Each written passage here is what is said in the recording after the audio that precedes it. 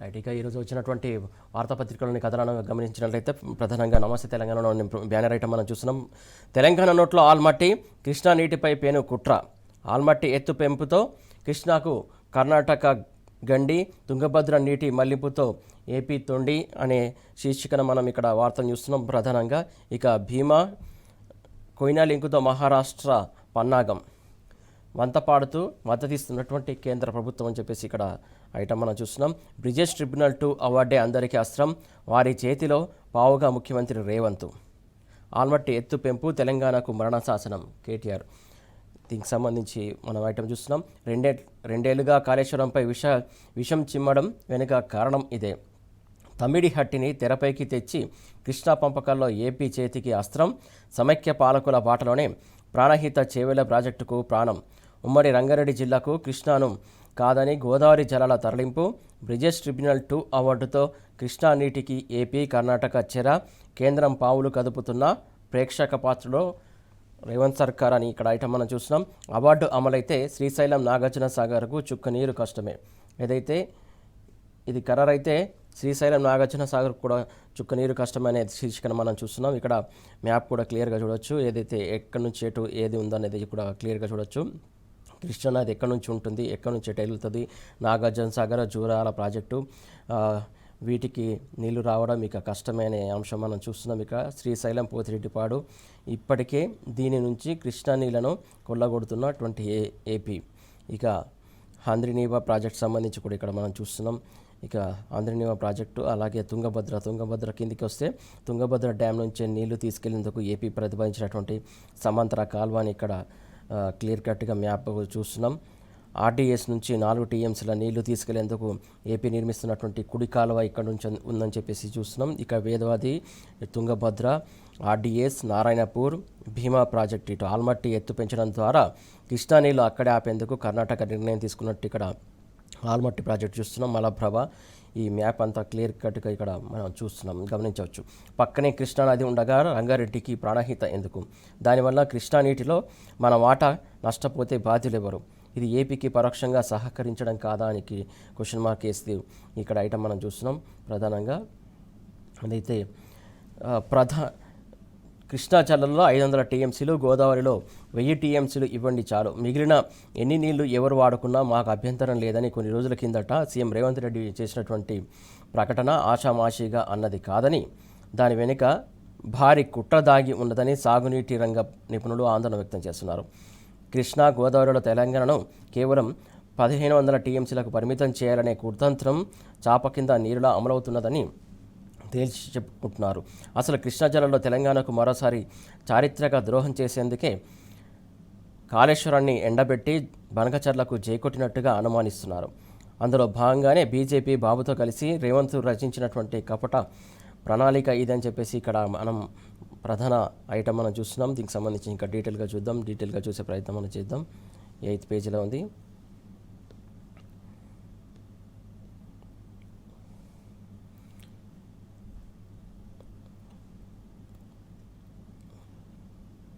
So ప్రధానంగా ఇక్కడ మనం చూస్తూ ఉన్నాం.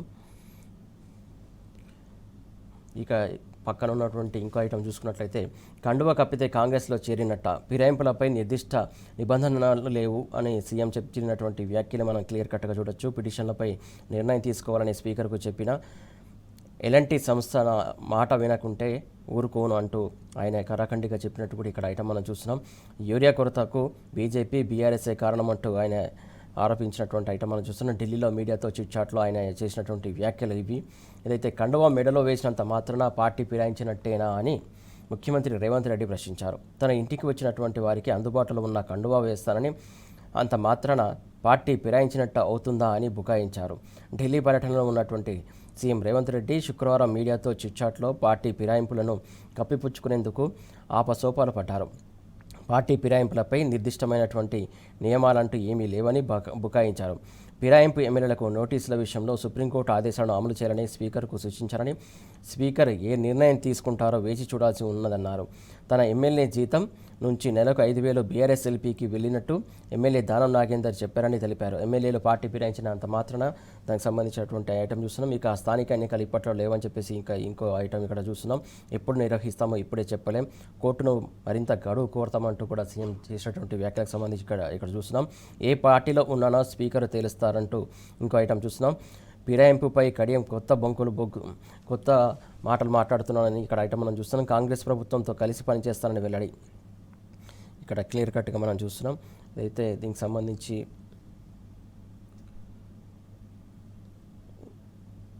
పన్నెండో పేజీలో మిగతా డీటెయిల్స్ మనం చూద్దాం.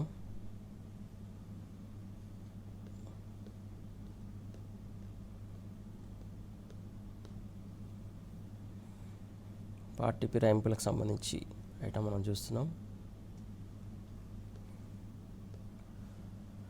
సో కండువా వేసుకున్నంత మాత్రాన పార్టీ మారినట్ట అని చెప్పేసి ఆయన చేసినటువంటి వ్యాఖ్యలపైన దుమారమే రేపుతున్నటువంటి సందర్భం మనం చూస్తున్నాం. సో ఏదైతే కండువా మారినంత మాత్రాన పార్టీ మారినట్టు కాదని చెప్పేసి సీఎం చేసినటువంటి వ్యాఖ్యలపైన దుర్మారం రేపుతున్నాయి. ప్రధానంగా కప్పుకున్న ఏదైతే పార్టీలో చేరినటువంటి ఎమ్మెల్యేల పరిస్థితి ఎలా ఉంది అనేది మనం నిత్యకృత్యంగా మనం చూస్తున్నాం. 10 మంది ఎమ్మెల్యేలకు సంబంధించి ఖచ్చితంగా బై ఎలక్షన్స్ రావచ్చని చెప్పేసి ఉన్నటువంటి నేపథ్యంలో కాంగ్రెస్ పార్టీకి సంబంధించినటువంటి ముఖ్యమంత్రి ఇలా మాట్లాడడం వెనుక ఆంతర్యం ఏంటనేది కూడా ఏదైతే వాళ్ళు పార్టీ కండువా మార్చుకున్నటువంటి వాళ్ళు కూడా వాళ్ళలో కూడా అంతర్మదనం మొదలైనటువంటి అంశం మనం క్లియర్ కట్గా పరిశీలించవచ్చు. ఏదైతే మళ్ళీ వీటికి సంబంధించినటువంటి నోటీసులు ఇచ్చినటువంటి సందర్భంలో కూడా స్పీకర్కు వాళ్ళు చెప్పినటువంటి మాటలు చూసినాం. ఇక తర్వాత వీళ్ళు ఎలాంటి మాటలు మాట్లాడుతున్నారో, ఎలాంటి పొంతం లేని వ్యాఖ్యలు చేస్తున్నారో అనేది కూడా క్లియర్గా మనం చూడొచ్చు. మొత్తానికి చూసుకున్నట్లయితే ఇటు పార్టీ మారినటువంటి ఎమ్మెల్యేల పరిస్థితి ఎట్లా ఉందని కూడా క్లియర్గా మనం చూడొచ్చు. ఇంకా మిగతా వార్తల్లో గమనించినట్లయితే ప్రధానంగా కాంగ్రెస్కు ఓటేస్తే కూల్చివేతలకు లైసెన్స్ అంటూ కూడా ఇక్కడ మనం ఇంకొక ఐటమ్ మనం చూస్తున్నాం. ఏదైతే శుక్రవారం తెలంగాణ భవన్లో జూబ్లీ హిల్స్ నియోజకవర్గ సమావేశంలో మాట్లాడుతున్న కేటీఆర్ చిత్రంలో ఎమ్మెల్యే మాధవన కృష్ణారావు, మాజీ మంత్రి కొప్పుల ఈశ్వర్, మాగంటి గోపినాథ్, భార్య సునీత, పార్టీ ముఖ్య నేతలు, దానికి సంబంధించినటువంటి ఫోటో ఐటమ్ క్లియర్గా మనం చూస్తున్నాం. ఇక్కడ ఏదైతే పెద్ద ఎత్తున ఇక్కడ ఈ సమావేశంలో పాల్గొన్నటువంటి నాయకులందరూ బీఆర్ఎస్ నాయకులకు సంబంధించినటువంటి ఫోటో కూడా మనం క్లియర్గా చూస్తున్నాం. కాంగ్రెస్కు ఓటేస్తే కూల్చివేతలకు లైసెన్స్ ఇచ్చినట్టే అని చెప్పేసి కేటీఆర్ చేసినటువంటి ఇక్కడ వ్యాఖ్యలు మనం చూస్తున్నాం. ఇక రేవంత్ రెడ్డి గద్దెనెక్కగానే హైడ్రాను తెచ్చి నగర ప్రజలకు నరకం చూపిస్తున్నారు. పెద్దల ఇళ్లను వదిలి పేదల ఇళ్లపైకి బుల్డోజర్లు పంపుతున్నాడు. కాంగ్రెస్ నేతల కల్లబొలి మాటలు నమ్మితే వాళ్ళిక తిరుగులేదని భావించి మరింత దుర్మార్గంగా వ్యవహరిస్తారు. ఇప్పుడు పక్క బస్తీలకు వచ్చినటువంటి హైడ్రా రేపు మీ ఇంట్లపై కూడా వస్తుంది. ప్రజలు ఆలోచించి నిర్ణయం తీసుకోవాలని చెప్పేసి కేటీఆర్ సూచించినట్టు ఇక్కడ మనం ప్రధానంగా ఐటమ్ మనం చూస్తున్నాం. ఏదైతే జూబ్లీ హిల్స్ నుంచే బీఆర్ఎస్ జైత్రయాత్ర, ఈ ఉప ఎన్నిక తెలంగాణ భవిష్యత్తును నిర్ణయించేదంటూ కూడా కేటీఆర్ వ్యాఖ్యలు చేశారు. మళ్ళీ కేసీఆరే రావాలంటే కాంగ్రెస్కు సురుకు పెట్టాలి, మాగంటి కుటుంబానికి అండగా నిలవాలి, రాష్ట్రంలో కాంగ్రెస్ ముసుగులో బీజేపీ పాలన ఉందని చెప్పేసి ఆయన వ్యాఖ్యానించారు. బీఆర్ఎస్ వర్కింగ్ ప్రెసిడెంట్ కేటీఆర్ వ్యాఖ్యలు చేశారు. జూబ్లీ హిల్స్ నేతలతో సమావేశంలో పలు కీలకమైనటువంటి అంశాలను లేవనెత్తారు కేటీఆర్ అని చెప్పేసి ఇక్కడ మనం చూస్తున్నాం. ఇక్కడ ఫోటో ఐటమ్ కూడా చూస్తున్నాం. గద్వాల నియోజకవర్గ ఇన్ఛార్జు బాసు హనుమంతు నాయుడు ఆధ్వర్యంలో శుక్రవారం తెలంగాణ భవన్లో బీఆర్ఎస్లో చేరుతున్న మాజీ సర్పంచులు, ఎంపీటీసీలు, ముఖ్య నేతలకు కండువా కప్పి ఆహ్వానిస్తున్న కేటీఆర్ చిత్రంలో మాజీ మంత్రి శ్రీనివాస్ గౌడ్, ఆంజనేయ గౌడ్, బీఆర్ఎస్లకి గద్వాల కాంగ్రెస్ నేతలు అంటూ కూడా ఇక్కడ ఐటమ్ మనం చూస్తున్నాం. జూబ్లీహిల్స్ ఉప ఎన్నికల్లో కారు గుర్తుకు ఓటేసి ఢిల్లీకి చెందినటువంటి బేకారు పార్టీలను తరిమి కొట్టాలని బీఆర్ఎస్ వర్కింగ్ ప్రెసిడెంట్ కేటీఆర్ పిలుపునిచ్చారు. చెయ్యి గుర్తుకు ఓటేస్తే హైడ్రా కూల్చివేతలకు లైసెన్స్ ఇచ్చినట్టేనని స్పష్టం చేశారు. 24 నెలల్లో హైదరాబాద్లో ఒక్క గుంత కూడా పూడ్చని, ఒక్క ఇటుక కూడా పేర్చని సీఎం రేవంత్ రెడ్డి అంటూ హైడ్రాను తెచ్చి వేలాది పేదల ఇళ్లను నేలమట్టం చేశారని మండిపడ్డారు. ఆయన బుల్డోజర్లు పంపి ఇండ్లు కూలగొట్టే కొట్టుడే ఇందిరమ్మ రాజ్యం అంటూ కూడా ఆయన ప్రశ్నించారు. కనీసం ఒక్క బ్రిడ్జ్ అయినా కట్టినారా, అండర్ పాస్ అయినా అందుబాటులోకి తెచ్చినావా, ఫ్లైఓవర్కైనా ముగ్గు పోసినావా అని ప్రశ్నల వర్షం కురిపించారు కేటీఆర్. శుక్రవారం తెలంగాణ భవన్లో జూబ్లీ హిల్స్ నియోజకవర్గ పరిధిలోని ఎర్రగడ్డ డివిజన్ బీఆర్ఎస్ ముఖ్య నేతలు, బూత్ కమిటీ సభ్యులతో సమావేశం నిర్వహించారు. ఉప ఎన్నికల్లో పార్టీ గెలుపునకు ఏ విధంగా ముందుకెళ్లాలి, తీసుకోవాల్సినటువంటి జాగ్రత్తలు, అనుసరించాల్సినటువంటి వ్యూహాలపై దిశానిర్దేశం చేశారు. కేసీఆర్ మళ్ళీ రావాలంటే కాంగ్రెస్కు సురుకు పెట్టాలి, జూబ్లీ హిల్స్ నుంచే బీఆర్ఎస్ జైత్రయాత్ర మొదలుపెట్టాలి అని శ్రేణులకు పిలుపునిచ్చారు. గత అసెంబ్లీ ఎన్నికల్లో హైదరాబాద్ ప్రజలు ఢిల్లీ పార్టీల దుష్ప్రచారాన్ని నమ్మకుండా సరైన తీర్పే ఇచ్చారని పేర్కొన్నారు. కానీ పల్లె ప్రజలు కాంగ్రెస్ ఏవో పథకాలు ఇస్తుందని నమ్మి ఇప్పుడు అరిగోస పడుతున్నారని చెప్పారు. పెద్దలకు ఓ నీతి, పేదలకు మరో నీతి అంటూ కూడా ప్రశ్నించారు. ఎఫ్టీఎల్లో ఉన్నటువంటి రేవంత్ సోదరుడు తిరుపతి రెడ్డి, మంత్రులు పొంగులేటి, వివేక్, కాంగ్రెస్ నేత కేవీపీ ఇళ్లను వదిలిపెట్టి ఏదైతే పేదల ఇళ్లపైకి బుల్డోజర్లను పంపుతున్నారని కేటీఆర్ తూర్పారబట్టారు. తన ఇల్లు కూల్చివేస్తారనే భయంతోనే కూకట్పల్లికి చెందినటువంటి బుచ్చమ్మ ఉరేసుకొని ఆత్మహత్య చేసుకున్నదని గుర్తు చేశారు. కనీసం చిన్నపిల్లల పుస్తకాలు, వాటర్ బాటిల్ కూడా తీసుకొనివ్వకుండా ఇల్లు కూల్చారని ఆవేదన వ్యక్తం చేశారు. కేసీఆర్ 10 ఏళ్ల పాలనలో ఏనాడు పేదలపై ప్రతాపం చూపలేదని, గుడిసెల్లో ఉంటున్న లక్షల మందికి పట్టాలు ఇచ్చారని, 1,00,000 ఇండ్లు కట్టించారని కేటీఆర్ గుర్తు చేశారు. హైదరాబాద్ను విశ్వనగరంగా తీర్చిదిద్దినటువంటి ఘనత కేసీఆర్కే దక్కుతుందని కొనియాడారు. రేవంత్ రెడ్డి మాత్రం అసమర్థ పాలనతో హైదరాబాద్ను అతలాకుతలం చేస్తున్నారని మండిపడ్డారు. కేసీఆర్ కట్టినటువంటి ఫ్లైఓవర్లు, బిల్డింగ్లకు పెయింటింగ్ వేయడం, రిబ్బన్ కటింగ్లు గొప్పగా చేస్తున్నారు తప్ప రేవంత్ సర్కారు చేసిందేమీ లేదని ఎద్దేవా చేశారు. 100 రోజుల్లోనే అమలు చేస్తామని చెప్పినటువంటి 6 గ్యారెంటీలకు 2 ఏళ్లైనా ముహూర్తం దొరకడం లేదా అంటూ ప్రశ్నించారు. ఇక కాంగ్రెస్ ముసుగులో బీజేపీ సర్కార్ అని చెప్పేసి ఇక ఇంకొక ఐటమ్ చూస్తున్నాం. సీఎం రేవంత్ రెడ్డి తెలంగాణలో కాంగ్రెస్ ముసుగులో బీజేపీ ప్రభుత్వాన్ని నడుపుతున్నారని కేటీఆర్ ధ్వజమెత్తారు. అందుకే కేంద్రంలోని బీజేపీ సర్కారు పార్లమెంట్లో ఆమోదించినటువంటి వక్ఫ్ చట్టాన్ని దేశంలో తొలిసారిగా తెలంగాణలో అమల్లోకి తెచ్చారని చెప్పారు. బీజేపీ పాలిత రాష్ట్రాల కంటే ముందు వరుసలో నిలిచినటువంటి ఘనత ఆయనకే దక్కిందని చురకలంటించారు. ముస్లింలకు వ్యతిరేకమైనటువంటి ఆ చట్టాన్ని రాజ్యసభలోని 4 బీఆర్ఎస్ సభ్యులు వ్యతిరేకించారని గుర్తు చేశారు. రేవంత్ కాంగ్రెస్కు చెందినటువంటి వాడైనా మోడీ పార్టీలో స్కూలు విద్య అభ్యసించిండు, చంద్రబాబు వద్ద కాలేజీ పూర్తి చేసిండు, ఇప్పుడు రాహుల్ గాంధీ దగ్గర ఉద్యోగం చేస్తున్నాడు, మన దగ్గర కూడా హై స్కూల్లో చేరిండు, కానీ పిల్లాడి బుద్ధి బాగాలేదని కేసీఆర్ హై స్కూల్ నుంచి వెళ్ళగొట్టిండ్రు. రేవంత్ రెడ్డి మాత్రం ఈ విషయం దాచిపెడుతున్నాడు అంటూ తనదైన శైలిలో ఎద్దేవా చేశారు కేటీఆర్. మోడీ, అదానీ విషయంలో రేవంత్ రెడ్డి రాహుల్ గాంధీతో విభేదిస్తున్నారని చెప్పారు. మోడీని రాహుల్ చౌకీదార్, ఓట్ చోర్ అంటే రేవంత్ రెడ్డి ఏమో బడే భాయ్ అంటున్నాడు. ఆయన అదానిని అవినీతి పరుడంటే ఈయన మంచి దోస్త్ అంటాడు. ఆయన సిబిఐ ఖరాబ్ అంటే ఈయనేమో అచ్చాయ్ అంటాడు. ఆయన గుజరాత్ మోడల్ బేకార్ అంటే ఈయన బాగున్నదంటాడు అంటూ రేవంత్ రెడ్డి, మోడీ మైత్రి బంధాన్ని కేటీఆర్ ఎత్తి చూపారు. పక్కన ఉన్నటువంటి కాంగ్రెస్ పాలిత రాష్ట్రం కర్ణాటకలో సిబిఐకి అనుమతి నిరాకరిస్తే రేవంత్ రెడ్డి ద్వారాలు తెరిచారని తూర్పారబట్టారు. రేవంత్ రెడ్డిని అడ్డం పెట్టుకుని కేసీఆర్ను ఖతం చేసేందుకు, గులాబీ జెండాను ఎగరవేసేందుకు బీజేపీ కుట్రలు చేస్తుందని చెప్పారు. ఇక ముగ్గురు అక్కలే సంతోషంగా ఉన్నారంటూ కాంగ్రెస్ 22 నెలల పాలనలో అన్ని వర్గాలు ఆగమయ్యాయని కేటీఆర్ విచారం వ్యక్తం చేశారు. నాడు అన్నింటా ముందున్నటువంటి హైదరాబాద్ నగర ప్రజలు నేడు నరకం అనుభవిస్తున్నారని వాపోయారు. రాష్ట్రంలోని అక్క చెల్లెళ్లు రేవంత్ సర్కారుపై కోపంగా ఉన్నారని, కానీ ఆయన సతీమణి గీతక్క, మంత్రులు సీతక్క, సురేఖక్క మాత్రం సంతోషంగా ఉన్నారని దుయ్యబట్టారు. ఒకరేమో సంపద వచ్చిందని, మరో ఇద్దరేమో మంత్రి పదవులు వచ్చాయని మురిసిపోతున్నారని చెప్పారు. కానీ స్కూటీలు, నెలకు 2,500, తులం బంగారం అందక ఆడబిడ్డలు మాత్రం ఆవేదనలో మునిగిపోయారని ఆయన ఈ సందర్భంగా ఆరోపించారు. ఇక మిగతా వార్తలు చూసుకున్నట్లయితే ఇక్కడ ప్రధానంగా ఇంకొక ఐటమ్ మనం చూస్తున్నాం. ఆల్మట్టి డ్యామ్ ఎత్తుపెంపును అడ్డుకోవాలని చెప్పేసి ఇక్కడ ఇంకొక ప్రధానమైనటువంటి వార్త చూస్తున్నాం. నాగర్ కర్నూలు జిల్లా అచ్చంపేటలో బీఆర్ఎస్ వర్కింగ్ ప్రెసిడెంట్ కేటీఆర్ పర్యటన ఏర్పాట్లను పరిశీలిస్తున్న మాజీ మంత్రులు నిరంజన్ రెడ్డి, శ్రీనివాస్ గౌడ్, మాజీ ఎమ్మెల్యేలు మరి జైపాల్ తదితరులు ఉన్నట్టు ఇక్కడ మనం ఐటమ్ చూస్తున్నాం. ఏదైతే ఆల్మట్టి డ్యామ్ ఎత్తుపెంపును అడ్డుకోవాలని చెప్పేసి తెలంగాణ నీటి వాటాపై గుంతెత్తాలి, కాంగ్రెస్ నిద్రావస్థ వీడాలంటూ ఇక్కడ ఐటమ్ మనం చూస్తున్నాం. పాలమూరు ప్రాజెక్టుపై పోరుబాటకు రెడీ, 28న అచ్చంపేటకు కేటీఆర్ రాక అని చెప్పేసి మాజీ మంత్రులు నిరంజన్ రెడ్డి, శ్రీనివాస్ గౌడ్ చెప్పినటువంటి వ్యాఖ్యలు, దీనికి సంబంధించినటువంటి ఐటమ్ మనం చూస్తున్నాం. కాంగ్రెస్ ప్రభుత్వం నిద్రలోంచి బయటకు రావాలి, రాష్ట్ర అభివృద్ధితో పాటు తెలంగాణ నీటి వాటా కోసం గొంతెత్తాలి, కొట్లాడి కేటాయించినటువంటి జలాలను సాధించుకోవాలని మాజీ మంత్రి సింగిరెడ్డి నిరంజన్ రెడ్డి పేర్కొన్నారు. నాగర్ కర్నూలు జిల్లా అచ్చంపేటకు ఈ నెల 28న బీఆర్ఎస్ వర్కింగ్ ప్రెసిడెంట్ కేటీఆర్ రానుండగా పర్యటన ఏర్పాట్లను మాజీ మంత్రులు నిరంజన్ రెడ్డి, శ్రీనివాస్ గౌడ్, మాజీ ఎమ్మెల్యేలు మర్రి జనార్దన్ రెడ్డి, జైపాల్ యాదవ్, స్థానిక నేతలు పరిశీలించారు. అనంతరం బీఆర్ఎస్ కౌన్సిలర్ రమేష్రావు గృహంలో మీడియాతో మాట్లాడారు. కృష్ణానది ఎగువన ఉన్నటువంటి కర్ణాటకలోని సముద్ర మట్టానికి 519 ఎత్తులో ఉన్నటువంటి ఆల్మట్టి డ్యాంను 524 మీటర్ల ఎత్తుకు పెంచుతున్నారని తెలిపారు.